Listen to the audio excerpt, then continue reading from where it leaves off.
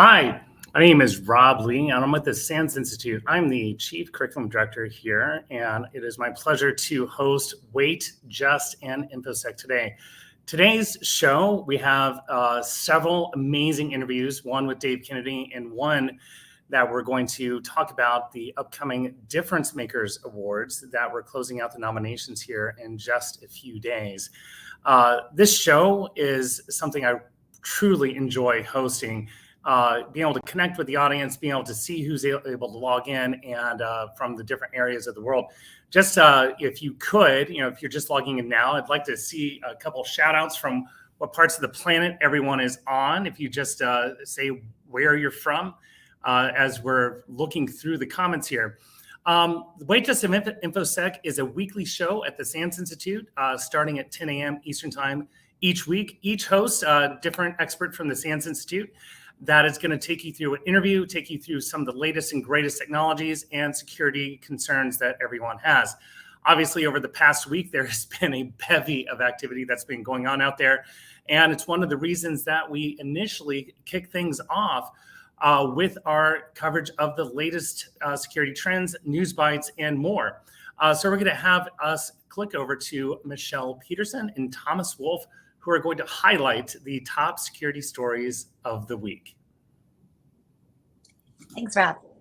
Good morning, everyone. I'm editorial contributor Michelle Peterson here with my colleague Thomas Wolf, and we're going to chat about some of the most recent cyber news from the SANS Newsbite newsletter. So Thomas, in a second, is going to be talking about a new report with our hosts and special guests. But first, I want to kick things off by mentioning a couple stories that will be featured in today's Newsbite newsletter, which you can subscribe to at sans.org/newsbites. One story that caught my attention is that the city of Dallas released a report offering details about a ransomware attack that they detected this past May, which led to the exfiltration of about 1.17 terabytes of data. Now, I'll drop the link for this report in the chat momentarily, but high level, it reveals that the initial vector of attack was a stolen account and that the attackers had access to the city's systems for roughly a month before they began encrypting files.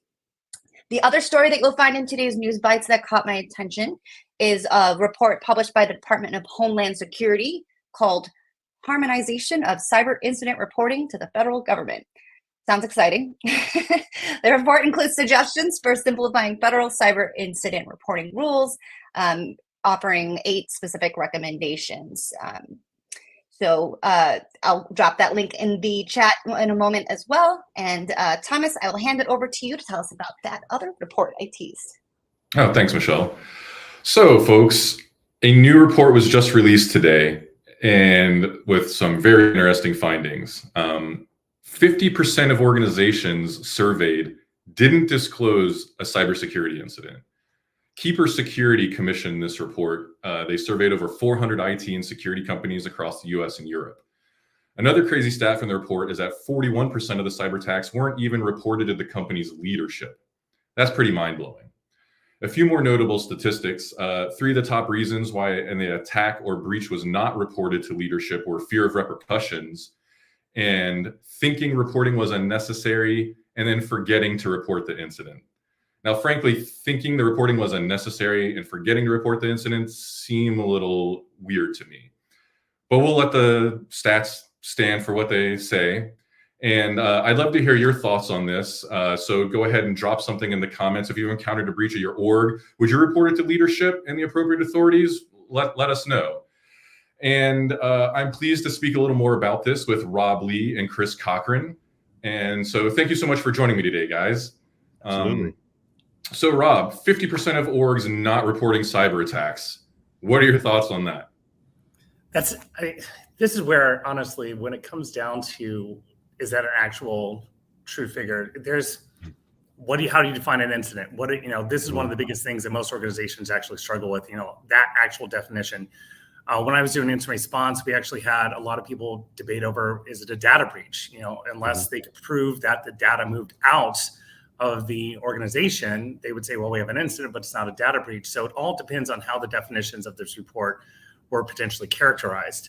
it is not unsurprising that when things happen, even in an individual level, someone clicks on a link, you kind of do the, oh, I don't think anyone saw that. Let me just see if anything looks weird on my system. Okay, I don't think I have to self-report, and you kind of move on your day.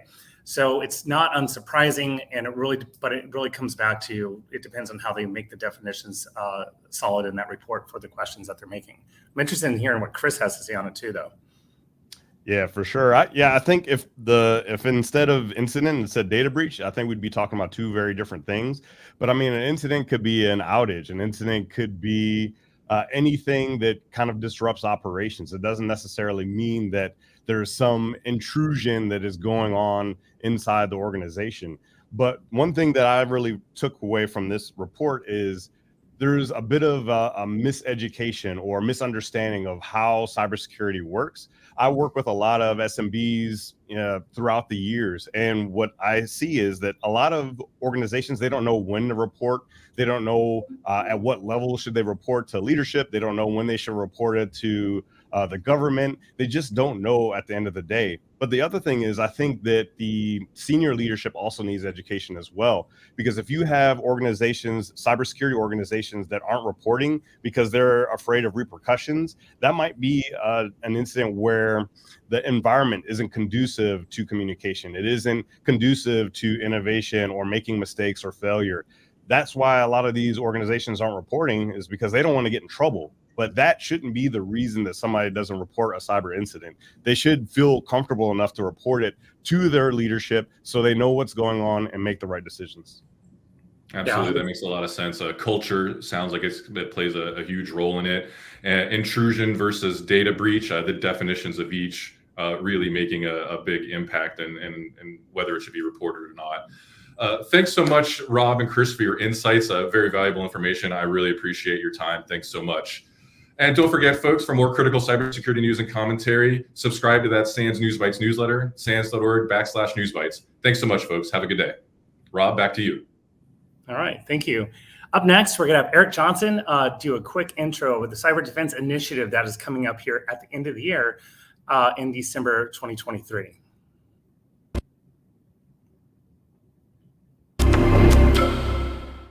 Hello, I'm Eric Johnson, co-author along with Kat Traxler of the new SEC 549 Enterprise Cloud Security Architecture course. SEC 549 is one of the new cloud security courses within the cloud security curriculum at SANS. And we've got lots of great cloud security courses that cover monitoring and public cloud security misconfigurations, as well as DevSecOps and automation. But all of those courses largely focus on individual accounts and/or projects inside of a cloud organization. And where SEC 549 steps in and helps students at an enterprise level is that we take a holistic approach from an org level in AWS and in Azure and in Google Cloud. And we teach architects how to build their cloud with scale in mind and the ability to control and monitor all of the resources in the hundreds or the thousands of accounts that might be running inside of an actual enterprise level cloud environment. So in one of our very early SEC 549 runs, multiple students came up to me after the first 2 days and just said, thank you for teaching us how to manage their identity from an enterprise level perspective through single sign-on and through SAML Identity Federation for brokering access into multiple cloud services with a individual identity provider, as well as focusing on how to authenticate workloads cross-cloud through a central identity-focused account, making it much easier to manage their identity and access management policies across an entire enterprise. Join me in Washington, D.C. this December at SANS CDI. For more information or for to register for that event, please browse out to sans.org/SEC 549. All right. We are back in the studio. One of the things that we did last week, I had a really frank conversation with one of our Difference Makers Awards winners last year, Dave Kennedy, who won the Influencer of the Year with the Difference Makers Awards, which we'll talk about with the Difference Makers Awards creators here in just a little bit. But I want to switch to the interview that I had with Dave Kennedy about him getting this award, what it meant to him, and also pivot into some of his thoughts on AI and offensive operations and how that's going to make a difference now and into the future for how your profession is going to change in relation to AI when you're doing penetration testing or potentially offensive operations. So let's kick over to this interview. I think you'll find it fun. My pleasure to have on with us today, Dave Kennedy, the head of TrustedSecurity, a well-known organization and business out there that if you haven't heard of it, you should definitely look it up. Last year at the Difference Maker Awards, Dave won the coveted and first award for Influencer of the Year, which is, honestly, one of these awards that you sit there and think about, from what that potentially means to the public is quite an honor. So Dave, welcome with being on the show with us today. Oh, it's such a pleasure to be here, and truly appreciate you having me, and an honor as usual. So it's good to see you and catch up, and it's been a bit, but pleasure to be here. So I'm going to ask you a couple, two segments that we're going to walk through here. The first, I'm going to ask you a couple questions on the Difference Maker Awards and, what it means to you and, what it potentially means to the community. And then we're going to start pivoting over into artificial intelligence and AI as it relates to cybersecurity, specifically in the offensive world. But to start, so one of the questions I have is, one of the themes that we came up with last year is that the awards are recognizing those who fight the good fight in cybersecurity. So what does that phrase mean to you, especially in regards to the award that you won as being one of the influencers? Well, I think when you look at what cybersecurity really is, we're trying to make the world a safer place when it comes to technology, right? And as technology is continuing to progress, and we hear terms like artificial intelligence and robots and Skynet and those types of things, you obviously see the impact that technology has had in society, our lives every day, and how we heal people, how we generate energy, how we look at civilization. And so, cybersecurity for me, early on was one of those industries that I looked at as being able to make an impact in helping others. And, it's interesting because SANS was a big part of that. I remember taking my GIAC gold test and having to do a white paper. And that was one of my early entries into cybersecurity. So SANS has been an integral part of establishing my career early on. But for me, it's really being able to make a difference and an impact in an industry that is so important to civilization. You can hear, Robert Lee talk about that from Dragos and his company and his motto. Same that I have for binary defense and TrustedSec, which is, to make the world a safer place. Yeah. And that has really always been my mission since I first started in the military when I was working for the military intelligence side, all the way to the folks that I help, that I mentor, the people that I hire, the people that I try to teach as far as the next generation of hackers and ethics. Really, it's doing the right thing, right? Helping people out and doing it humbly without any expectation of return, so that you can help others. Yeah, 100%. Being able to communicate and live and demonstrate the why you do what you do, why you wake up every single day and are motivated, from both the personal side and also from a company and who you hire, and also from the community. It's very commendable. And I have to pause for a second. I have to do, are you wearing pants right now? Because there's this big theme and that goes on because you do a lot of interviews on CNN and NBC and some of the business networks. So, and you make a big joke of whether you wear pants. Are you wearing pants on our interview today? I am not wearing pants right now. No, I am not. Nope. That's amazing. If I'm on a conference call and I'm unless I'm really cold, unless I'm freezing cold for some reason, I am never wearing pants. So that's awesome. I'm not wearing pants right now. I don't know if you saw the whole thing that I did with CNBC, but I had a hot dog machine in the back cooking last time. And yeah. Try to do little funny things that I can tuck into there, or little words that I can tuck in that make people laugh. You got to have fun with this. You got to be human. And it's funny. I remember the first board presentation I ever gave. I was the chief security officer for Diebold. And I was reporting our findings, for the quarter. And my CIO at the time, who was a big mentor of mine, Scott Angelo, who really taught me the communication side of cybersecurity. He's like, listen, just go into the facts, talk about, exactly what the report says. Don't be you, basically.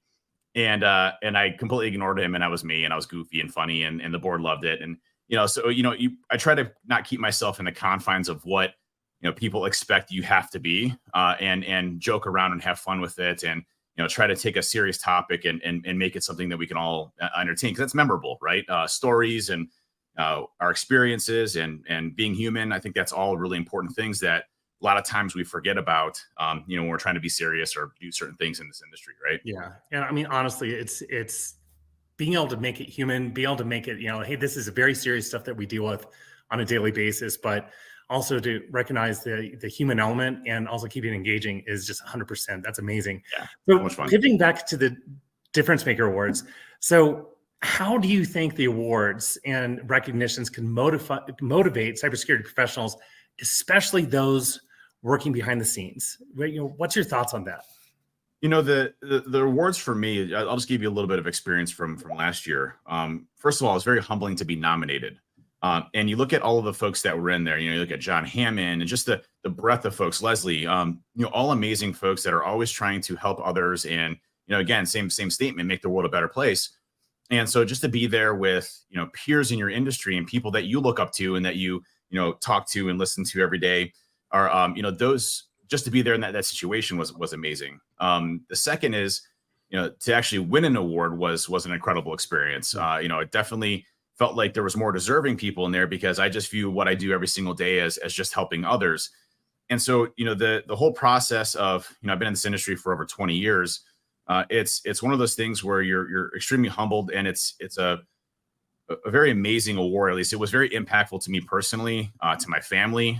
They were very happy and cheering, and when I got home, gave me huge hugs. As soon as I walked through the door, they're impressed that hey, their father, their dad is helping others and making the world a safer place.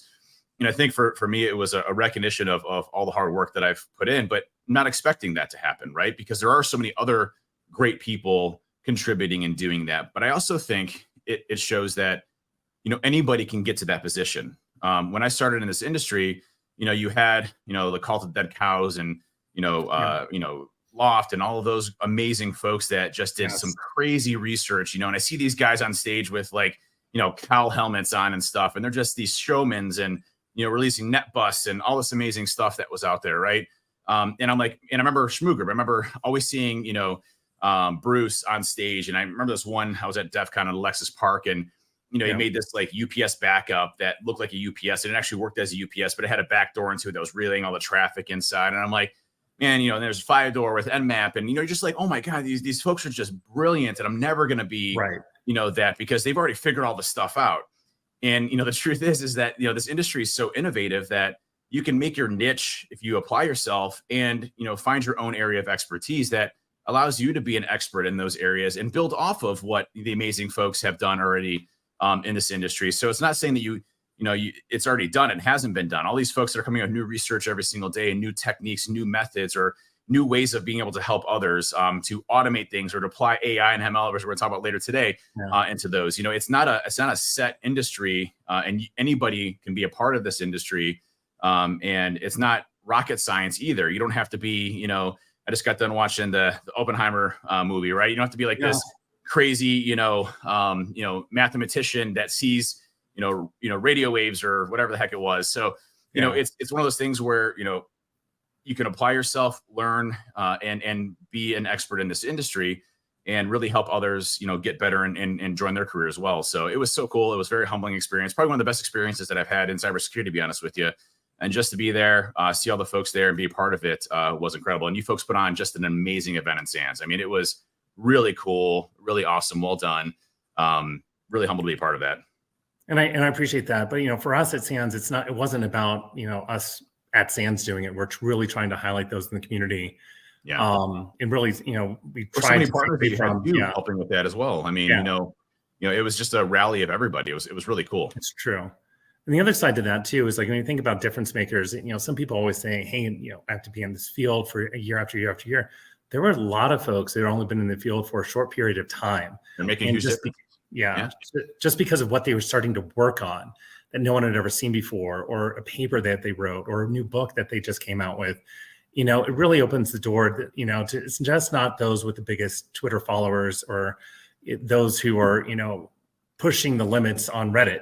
It is really those who are nominated by the community because of the work they do and what they have done. And that's really what made me proud to be a part of those awards myself. Well, I think there's I come from a different generation where we didn't have social media first, right? And things like that. I sound like super old, I guess, but now you have influencers, right? And I still don't quite understand that whole movement where you have folks that are gaining popularity that aren't contributing anything, are usually chaotic in nature, and usually cause a lot of issues to get fame and popularity, right? And then there's those that are researching, learning their trade and practice, helping others, mentoring others, bringing new people into the industry, focusing on diversity. Like all of those things are, I think, such a strong point for us as an industry to be able to work on. And those are the heroes that are doing it. The ones that aren't necessarily on Twitter or X or otherwise. I mean, there's so many brilliant people I know that aren't on social media ever. They never post their stuff. They're just incredible individuals that are doing amazing things all day long. In the government or private sector and helping people in the medical industry, protecting lives or doing research when it comes to very specific areas of offense and defense. There's so many great people that don't even get essentially a name out there that deserve the credit too. So what folks are doing on the community side, being able to have the community be able to come in and say, hey, I recognize this individual as being amazing, as a good person, as someone that's up and coming, or somebody that has dedicated their life to cybersecurity, or somebody that's made a difference in the world. That's such an important thing. Agreed. Let's pivot. I want to pivot over to, especially we're having a beer. This is something I would bring up with you. And artificial intelligence, is obviously in the news. A lot of people in cybersecurity are thinking about this, the impacts. So I'm going to go directly into the offensive side and, look at the offensive implications of what Gen AI and some of the latest developments are able to do. So what, in your opinion, is one of the most eye-opening things that you've seen AI used for today in offensive operations or penetration testing, anything on the offensive side where AI is all of a sudden, you had an eyebrow Spock raise when you saw it? Yeah, I don't think it's had as big of an impact as the news and media kind of hypes it up for yet. Yeah. And there's a reason for that. It's still in its very infancy stages, right? There's a lot of great applied things that you can do, I think, right now that helps augment and add things to offensive capabilities. For example, being able to prototype an exploit or prototype a tool much faster, being able to leverage, language models and generative AI from the sense of being able to build something that is fairly quick. It's not going to be fully working, and you still got to tweak it and mess with it and everything else. But you have the ability to really speed up your time. And that also includes, setting up infrastructure, your pretext when you're coming through social engineering and attacks, report generations, things like that you can do. Even, when you're looking at from an offensive perspective on the illegal side, we've seen a massive increase in business email compromises because one of the largest barriers when it came to these actors was having a linguist on staff that spoke, fluent English. And with, generative AI, now you have the ability to essentially have a full, linguist at hand that can, produce almost perfect English. So now we've seen business email compromises spike. We've seen, phishing increase substantially based off that, and better pretext via social engineering. So, I definitely think there's a lot of things that it's being used right now for in its infancy stages. I do think we're seeing some really cool impacts on the defensive side as well. We leverage it on the SOC side of being able to interpret and analyze, scripting languages, PE files, things like that, to be able to interpret what the code is doing very easily in a human readable format so that, the SOC analyst can quickly determine, hey, is there some weird things happening in this? It's doing process injection or, allocating memory to a different location, which is unusual, that instead of having to sift through thousands of lines of code, now you have something that can interpret that data very quickly or notice that it's obfuscated or encoded or packed. So, I think there's some really cool applied things happening right now.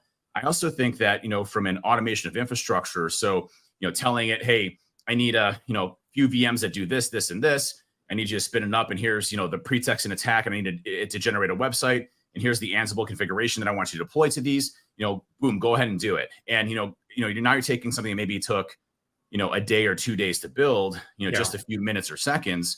It really operationalizes our infrastructure, our ability to, rewrite code fairly quickly, our ability to, integrate pretext and social engineering much faster. it's definitely made things a lot easier and in a lot of different ways for us to kind of innovate on both sides, right? Offense and defense, to really help out a bit. But we're just in the starting stages, which is so fascinating. Yeah, one of the things that I saw they were talking about last week, especially, we have a lot of press surrounding the MGM hack. By the way, did you get pulled on the news for any of that? I did. Okay, yeah, good. I'm glad you did. The social engineering aspect of it, trying to find the right individual, that's where I'm starting to see some folks really talk about how AI is able to do much quicker targeting of individuals that might have that elevated access. And then you start reading about some of these new tool sets out there that start to profile those individuals, and potentially even using deepfake to be able to generate a phone call that is basically prompting the individual through to make it sound like someone they know. This stuff that exists today, I just don't know how many people are actually using it or need to, because most of the social engineering techniques are still almost too easy, to get through. Anyways, you almost don't need to go to that level. So, taking a step back, just on the social engineering aspect of it, do people really need to use AI to do it well, or is basic social engineering still working quite well? I think if there's a language barrier, social engineer, generative AI specifically, since it's predominantly around language and kind of hacking language up and understanding, that type of language, and not just human language, but programming languages, et cetera. I think it definitely could be beneficial for, especially most of these organizations happen to be Eastern European, Russian, locations in general. So you're taking Russian accents, things like that, and you're converting it obviously to English speaking when it comes to text. Now, when it comes to social engineering on the phone, you're right. Like, the United States is a great example. The United States is very much a hodgepodge of all cultures, right? So you can have somebody that is from Russia, or from Ukraine, or from France, or Africa, or wherever. So we have a very diverse country, and so you're used to hearing different languages of people coming on the phone, and asking from employee perspective, hey, I need you to reset my password, especially from an organization that's as large as MGM. So, early on information that we know about that is they pulled some data off of LinkedIn via open source intelligence gathering, and then, claimed to be an individual, had their passwords reset, and then from there we're able to access, right, via social engineering. They said, the actor said it took like less than 10 minutes, which, is pretty scary to think about. So the ease of that doesn't need that level of sophistication yet. However, as this technology gets more and more easier for attackers to adopt, i.e. the user friendliness of it, you look at like ChatGPT, for example, generative AI has been around for a long time, but the ease of use with ChatGPT blew people's minds away, which caused the news and everybody to hype it up. Now you got this elevation, right? So when you start to see these other technologies coming out that is readily available, just as it is of going to a website or going to Bard or whatever it ends up being, I think you'll see the capitalization of that really start to take hold. We've seen a lot of adversaries from forums and ransomware groups, definitely discussing and researching how this impacts their infrastructure and how they can leverage these types of things. So, it's definitely being widely researched right now as far as the impacts. And so we're going to continue to see this. We're going to continue to see the elevation. And I guess the main issue, or the main concern that I have in the security industry, is that you hit it on the head there, which is social engineering right now is still relatively easy when it comes to how you kind of con people into things, because of the amount of data that we just put online. If I'm going and targeting a company, I know for sure whether they're using CrowdStrike or SentinelOne or what else, because they put that in the job descriptions and experience. So I know that the tool that I need to deploy is going to have to circumvent those specific technologies in order for me to gain access into their systems. And I know who the head of IT is and their entire direct reporting structure. I know the technologies they're leveraging. I know usually the architecture designs and things like that based off of, the partners they have with technologies, so there's all these things that we can literally map out that makes this a lot easier for folks that do this research. And, what's interesting is I made a really bad statement a number of years ago, wrong statement, I should say.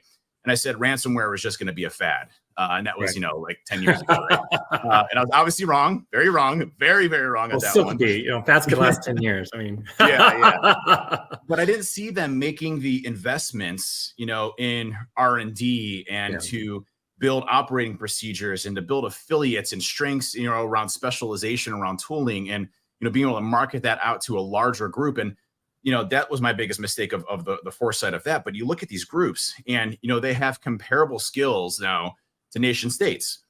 And, so now you have organized crime groups and nation states obviously being in a comparable light. Now, granted, sophistication levels of China and others maybe, far exceeds from a monetary gain of what they can, spend on those types of things. But, they're very successful at what they do. And I think we're going to continue to see the evolution of these groups continue, especially with, with AI, with ML specifically, and how you can leverage that to automate, help create things faster, as well as circumvent and evade, controls that companies have in place. Yeah, it's definitely going to be eye-opening in a brand new world. And that's one of the reasons why it's really hard to do an hour-long segment just on AI's implications for offensive cyber and the like. But again, really just trying to tap into, like the current mindset, for someone who's such an expert as yourself. But we're out of time. I really appreciate you joining us today, Dave, and I hope to see you out there in public again. Last year at Hackfest, it was always a pleasure. And I'm not sure if you're going to be able to make Hackfest this year in Hollywood, but it is one of the summits that SANS produces on the offensive side. Awesome. Your keynote last year was just flat out amazing. I was just glad to be in the room with you, being able to listen to it. Again, thank you for your time, and glad you're holding true to your word and not wearing pants. Thank you. Thank you so much for having me. A special thanks to all the folks at SANS. And a special thanks to the community that nominated me last year for this and the voting and the folks that volunteer. I decided to volunteer this year to help out because it was such an impactful thing to me personally. And so, what better way to do that than to help out others get into that knowledge as well, or to get that nomination. So thank you all for what you do at SANS, for the podcast and everything else, and for having me on. And obviously, you and I have been friends for years. Thank you for all you do, and always a pleasure to be here. Yeah, appreciate you and grateful for you to be able to join the show today. Thank you. All right, welcome back. Dave's one of our advisory board members too for this year's Difference Makers Awards, and is going to be helping us select the nominees for this year. He and several of the other awardees from last year are joining us to really take things to the next level. So in this next section, we're going to bring a lot of the creators of the Difference Makers Awards together to talk about how this came to be, what our plans are for this year, and more. So if we could bring everyone in. All right. So real quick, 20 seconds intro for each of you, just going around the room. We'll start with Chris, then to Kate, and then Jennifer. Like, who are you, and what do you do, and how are you helping out the Difference Makers Awards? Then we'll go into the questions.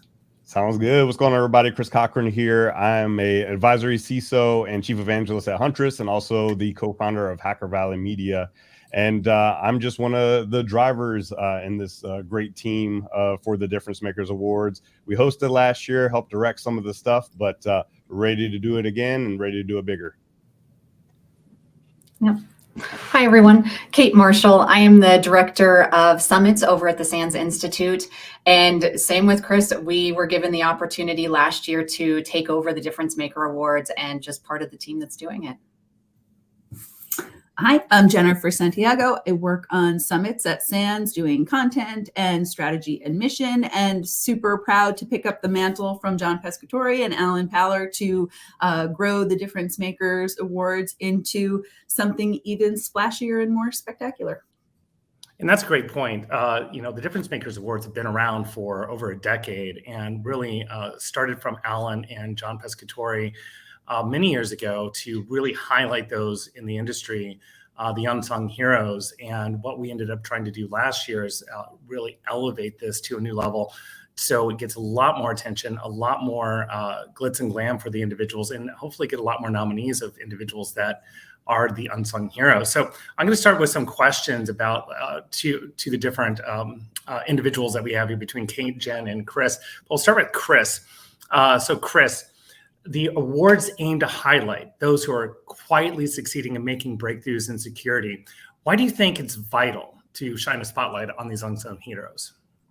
When I look around the community, and I've gone through my entire career, a lot of times the only time I would see people highlighted their 15 minutes of fame is when something bad happens. I have a good colleague. She's been on the news many a times, but she's only been on the news when there's a big breach. there's something going on overseas, that's when she's brought into the limelight. But she's doing research, she's doing all kinds of things for the community, and that doesn't really get highlighted. And so I said, this is a problem. If we're only going to be highlighted when something bad happens, there's something has to change, because there's so much research, open source projects, great leadership, great teams, great books, podcasts, videos that are coming out all the time that don't get the highlight that I feel like deserve. And that's why we're doing the Difference Makers Awards, to highlight those folks for the great things that they're doing, aside from all the crises that happen in cybersecurity. And just really trying to get away from a popularity contest as well. A lot of awards out there, it's almost a pay for play. Here, we're really trying to use a selection committee to narrow down the focus on these awards. You have a book that out. It doesn't need to be the best-selling book, but it needs to be a book that's making an impact, that's out there. So, your words really resonate, especially with me, and I know a lot of others too, that you do not need to have the massive number of Twitter followers that are out there. All right, so Jen, I have a question for you. The awards focus on the humans at work behind the technology. Can you elaborate on why the human-centric approach is so important in this industry, often dominated by technology discussions? Yeah, if I have learned anything from my friend Chris Cochran, and I have learned quite a lot from him actually, it's that storytelling is what engages people. And we're humans, and nothing is more compelling to us than the story of another human. So I feel like the most important thing, we talk about the talent shortage in cybersecurity, the talent gap, their pipelines. And so in order to get people excited about working in cybersecurity, they need to see somebody else who looks like them. And we were really lucky to recognize a really diverse crop of winners last year. So whether it's, your background, like, hey, I was running a mobile dog grooming business and then I decided to pivot into cyber, or I've been working in a help desk for 20 years and now I want to do cybersecurity, or, whatever your background is, you might see somebody who has a story that inspires you. Dave said in your interview with him, like, he felt like this shows that anyone can get to this level, but that's not always true for people who, are starting on the unlevel side of the playing field. So, really hoping by telling the stories and people's backgrounds, it's going to inspire other people to be like, I'm going to keep doing what I'm doing, because actually maybe I do belong here. If he can do that, I can do that. One of the things when they do the nominations, that's not something you submit, though, is it? You're just submitting who you are and why you're getting nominated. You're not actually putting the background in. So that's your goal of trying to make it more diverse. It's naturally occurring. Do you agree with that? Yeah, absolutely. I mean, we're not asking any demographic information. But by reaching out to the community, especially by partnering with Chris and Ron and Hacker Valley Media, because they have a huge reach, and then having people like Dave Kennedy and like Delisha Hodo, who is another of last year's winners, who's on our advisory committee this year, by reaching out to so many other people's networks, we're naturally finding those, like we say, the unsung heroes, and they are coming from a diversity of backgrounds that is really exciting to see. So one of the mantras, honestly, I love this. It's in a write-up that's on the website. It says, "Fight the good fight." So Kate, why that mantra? Why does that resonate with us? Why does it resonate with you in the spirit of the goals of the awards? Yeah, and so it's a phrase used a lot in the military, and to fight the good fight is to do the right thing and to get the others to do the same. My take on it, though, is we have a lot of cybersecurity experts that are really powerful. They know how to take over systems. They know how to get access to sensitive data, make good money off of it. They can do a lot of damage. But instead, they choose to do the right thing, and they choose to protect people. And I can't think of any other industry where it's so easy to be malicious and make money, but instead they choose to do right and choose to protect. And there are a lot of stories out there about people that were hackers that turned into cybersecurity experts. And it's really a true testament of the character and the integrity of the professionals in our industry. And that is so true. It's so easy to potentially move on both sides of that spectrum, but to really think every day that you're waking up and you're making a difference and you're contributing. And that's something that I think the awards really resonates, at least for me with, and I know Chris and the rest of you, is that we're really trying to highlight someone, even if you've been in the field for a couple of years. you're still could be making a huge difference out there, even from a mentorship standpoint, or just the fact that you're really taking due care of someone else that you're working with to bring them up so that they can understand some of these principles as well. Chris, another question for you. Here it is. What feedback, and not just for Chris, and I'll also kick this to Kate and Jennifer too, what feedback or stories have you heard from the previous winners or nominees about the impact of this recognition on their careers and initiatives? So we'll start with Chris. Yes, so many things. We talk about Delisha. I would say that her acceptance speech really stood out to me because she talked about seeing other people, being able to hear other people, because people need to be heard. A lot of times we do all this work and it's left on deaf ears. They, just you do your work, you submit it, and then that's it. But being able to be recognized, be heard, be seen, and be valued by the community, I think this is something that's very, very special. I mean, we heard from Dave Kennedy on what the award meant to him. John DiMaggio won the book award. And he was somebody that was told to not write the book. He was saying, you're not a good writer, don't write a book. He wrote a book. He went against all odds and made the book happen. And then he won an award for it. So just being able to have that, I wouldn't even say necessarily a cap off, but a nice end to a chapter for those different folks. So then they could go on to the next chapter and maybe do another thing. But I would say that this is going to be a driver for people to get highlighted, but then also an inspiration to continue to do more, because once people see that they're being recognized for the stuff that they're doing, people are going to want to do more at the end of the day for that validation. So Kate and Jen, what about you? Any of the previous award winners?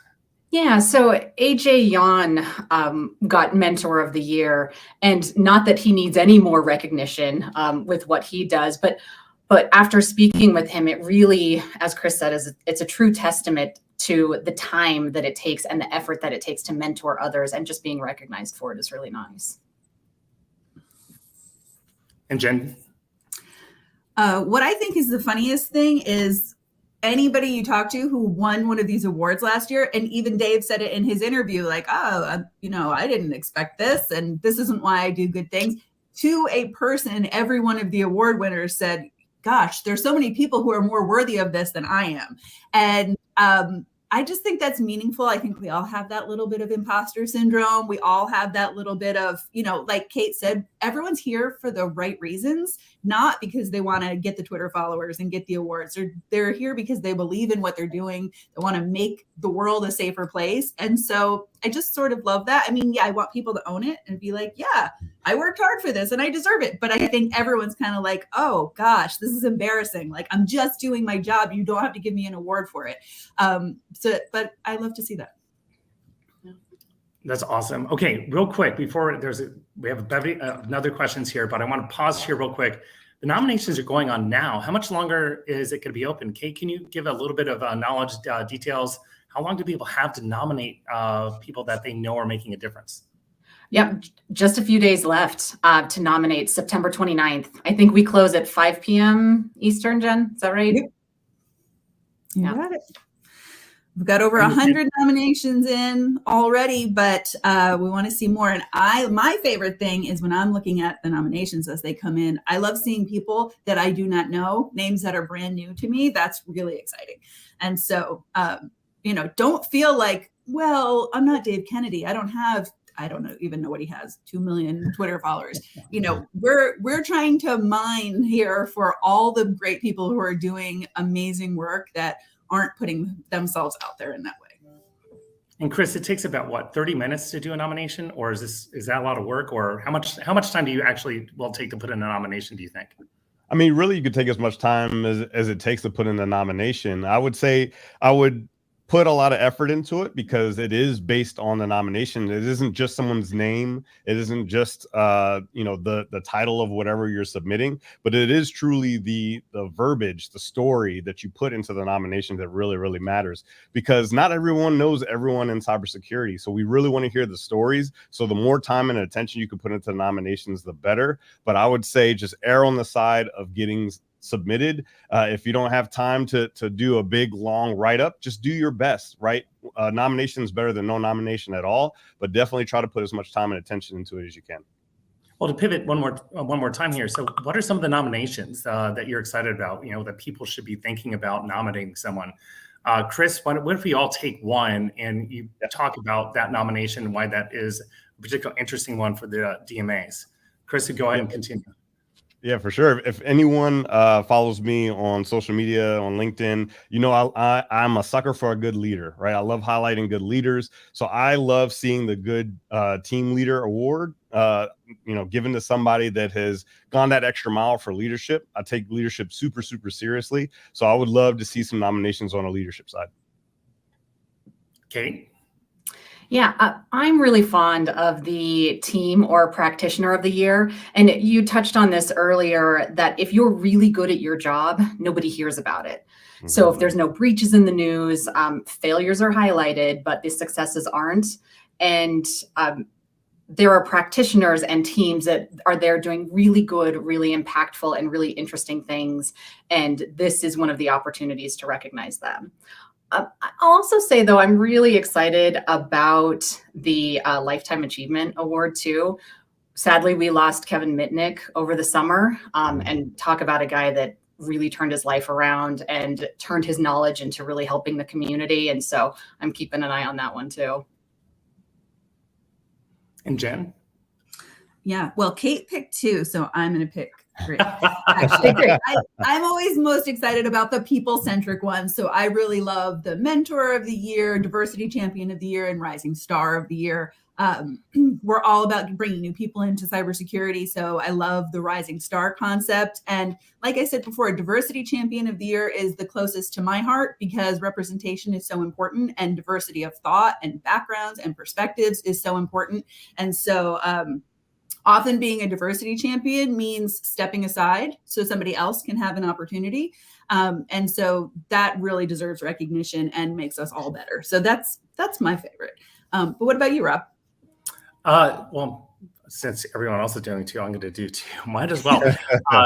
This open source tool of the year. A lot of people create a lot of really interesting capabilities out there, and just acknowledging that they're doing it usually just for free. No accolades, they're potentially using it to solve a problem, and just nominating someone who wrote a tool that no one's ever seen before that accomplishes a significant impact for the industry. The other one that I really also like to highlight, and it's the same one that you did, but it's the Rising Star. The only downside I have about that is if I'm somewhat new to this and you hear that word Rising Star, it's like, well, I'm doing my job. I'm just trying to contribute, just trying to hang. But when someone sees your contributions and they see that, this is where that imposter syndrome comes in a little bit, that you kind of feel, am I really worthy of this? But if you know someone, if you're sitting next to someone that you could just tell that this is going to be a leader of the future, even a year or two in, nominate them for something that they're contributing in their team, technical, leadership, mentorship. That's what we're really looking for there. It's like the word star there sometimes, gets people a little bit, I'm not a star. I don't want to be a star. Don't want to have the limelight on me. But you know who they are, and you should nominate those individuals sitting next to you that are just brand new. It's something on I think for everyone in here, we have this really affinity to the new to cyber. We're trying to bring people in the field. And that one in particular, at least for me, is a way to recognize those just starting out and also making a significant contribution. All right. So trying to close this out a little bit, I just want to, highlight about the nomination process, a little bit of the legalese at the bottom here. How do we make this thing fair and equitable, not a popularity contest? Jen or Chris or Kate, who wants to take this one how does the nomination process work, and how do we make this thing fair? And the winners are not just based off of hey, who has the most Twitter followers? Yeah, well, I can talk a little bit about kind of piggybacking on what Chris said about the nominations. Take your time. Don't worry if you're not a great writer. It doesn't have to be an essay. I mean, bullet points are fine, but we want specifics because I'll let one of you talk a little bit more about the advisory committee and the way that we're going to, narrow it down to the short list before we open it for community voting. but the people who are looking at this are really, really busy people. We got Dave Kennedy and Leslie Carhart and Charles Nwatu and Heather Adkins, and they've all volunteered their time to do this. And so you got to make it really clear for them why this is a person who is deserving of this recognition. So we want specifics, and we want a focus on what the person you're nominating has done in this past year to really make a difference. So we're looking for submissions that are detailed and specific, and you can throw it in there as a list, whatever you got to do. Mm-hmm. And if you can throw social handles in there and just make it easy for the team to really see this person. Another thing that I wanted to note too, this is free to submit nominations. So there are other awards that are very much pay to play, and this one, it's completely free. Yeah. And I'll touch on what else makes it fair. That's why we had 2 winners per category. One is by the committee, which Jen was just talking about. The committee is going to select one. First, they're going to select the finalists, but then they're also going to select one of the winners. And the other winner is chosen by the community, right? By the people. So sure, you might have one that might win because they have a huge following. A lot of people know their work, but then you still have the committee that's going to be able to choose based on purely merit and not popularity. So you have sort of this balancing of the two sides to make sure that everyone is seen, heard, and valued. It's very similar to, I hate to drag movies into it, but a passion for movies. Rotten Tomatoes, they have the critic score and then they have the audience score. Right. That way you can balance the two between that.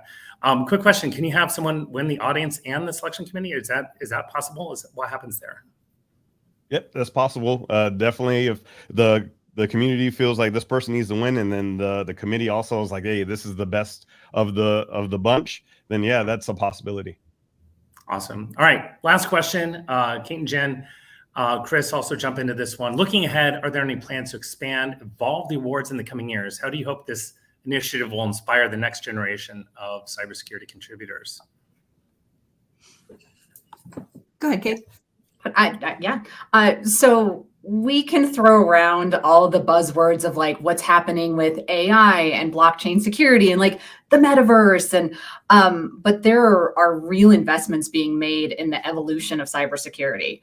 With deep fakes, laws that needed to be created. And so I see it as we will absolutely be expanding this year over year for what makes sense for the industry. Yeah, for sure. We changed up the categories a little bit this year, and one of the categories from last year didn't make it back into the mix. That was Researcher of the Year. I know, I see you, people who have been saying, what happened to Researcher of the Year? And we're listening to that. Kate and I get all that feedback, and we see every single submission, and we take that into account. And so hopefully as the industry grows and more people start paying attention to the Difference Makers Awards and the impact they have, we're absolutely open to expanding or changing categories to meet the needs of what the industry is telling us. And also, again, it's always just about inspiring the next generation. Somebody seeing someone getting recognized for great work that they've done, and it makes that person believe, if she belongs here, I belong here, I'm going to keep at this. And that's what it's all about for me. Chris, anything else to add? I'll just say, hey, get those nominations in. We're excited to see what everyone has cooking up this year. We want to see as many diverse voices, different cultures, genders, everything. But because we think this is a beautiful community, we want to see what everyone has going on, and we want to celebrate you. And that's awesome. That really comes into what I look at the goals for this overall, which is, again, information security and cybersecurity is a global problem. It's not just something that's in Europe or the US. Is that something we saw definitively last year, is that we were awarding all around the world. And we had them, some of them could attend in person for the award ceremony. Some of them actually submitted a video, saying how touched they were by the award. It was one of the most emotional things I've seen in a long time. And it was touching to see how vast we were able to touch the global community already through this. And that's something that I'd like to see continually increase. All right, last question to close this out. Key dates. Who wants to take the key dates? We're looking for submissions. We're looking for when our nominations could be released. When are the actual awards? And then do the awardees come to this thing? Who wants to take just some of the general logistics? I'll just talk about dates. You got to get your submissions in by the end of the day this Friday, and then we will open community voting. It will be October 3rd through the 10th. We will give you lots of reminders. Follow Hacker Valley Media on all the platforms for all the updates. But so you'll have a week to get your votes in, and then you'll have to wait till the awards to find out who wins. Yeah. And those are, I'm doing this from memory, December 13th at CDI, at the SANS CDI event in DC. Yeah, I'll be in Washington, D.C. And they can, if they're there and present, they can attend the dinner. You know, how's that work? It depends. Yeah, so you might get invited, and if you get invited, if you hear from me or Kate in the next few weeks, you might want to really plan on putting that on your calendar for December. So yeah, we hope to have lots of our friends joining us there live in person. And we're also live streaming it too, right? Yeah. Okay. All right. Hey, thanks team for coming on, and also thanks for taking this on as a project last year. Just so everyone knows, this was a very organic thing that came up between a discussion between Chris, Jen, Kate, and I, saying, hey, let's take this thing to a new level. And this is the second time we're doing this. We're super excited to have everyone contribute and looking at all the nominations for this year. It really is a pleasure and something that they're giving back to the community on a daily basis for. So thanks for joining. I'm really grateful for all the work that you guys are doing. Thank you. Thanks for having us. All right. Well, this is closing out our September 26th episode of Wait, Just, and Infosec. Really appreciate our guest today, Dave Kennedy, and the Difference Makers Award team. As we note, there are only a few days left in the nominations. This is your way to help contribute. Nominate someone who's probably not expecting it.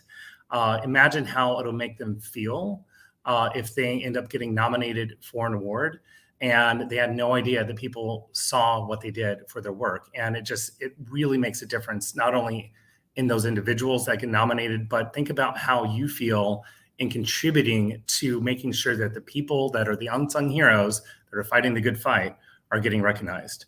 My name is Rob Lee. I'm with the SANS Institute. I'm the Chief Curriculum Director here, run most of the curriculum, and I'm always happy to host Wait, Just, and Infosec. Till next time, thanks again for attending.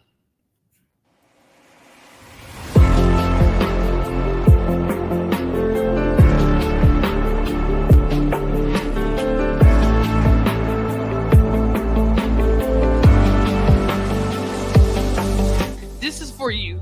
This is for individuals who have not been seen. I see you. I want you to know that I see you.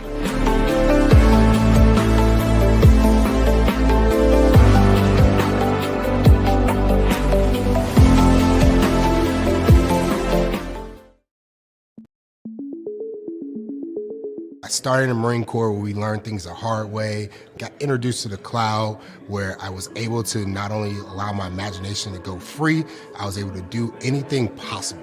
So coming to the instructor environment, I can now see not only what people are doing as a customer, but bring it inside and say, you know what, we have people who really like this feature. We need to build more of this. We need to do that.